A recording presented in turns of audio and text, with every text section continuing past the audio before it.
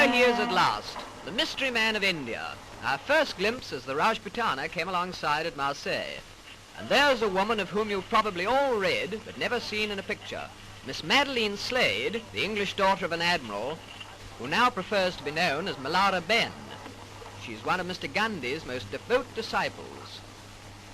She's leading the way ashore now, and just behind her comes Mr. Gandhi, dressed as he said he would be, in just his loincloth, even in the chilly climes of Europe. And he's carrying with him his pots and pans, which he declared at the customs. He was trotted around Marseille to several receptions and made one or two speeches which rather frightened the French authorities. But when asked to speak into the sound film microphone, he said, "I think not." And so we go on our way to England.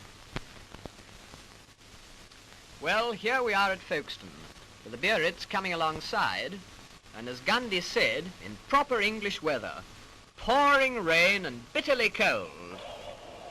Miss Slade was the first ashore to tend to the luggage, that is, the goat's milk, etc. She was followed by Gandhi's son, and then came the little man, still scantily clad, but with an extremely wet blanket around his tiny frame. I'm sure he must have been frozen. We were in thick overcoats. He picked his way through the puddles along the quay side, and he was wearing sandals, by the way, to the waiting motor car, for he decided that he'd rather go up to London by road.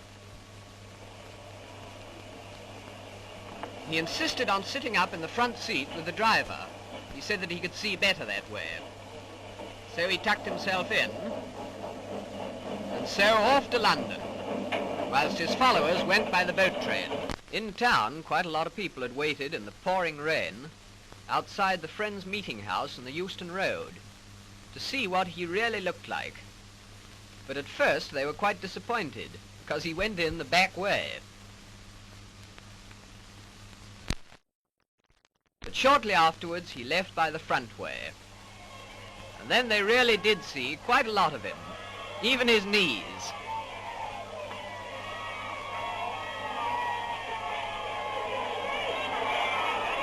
No, he won't speak into the microphone.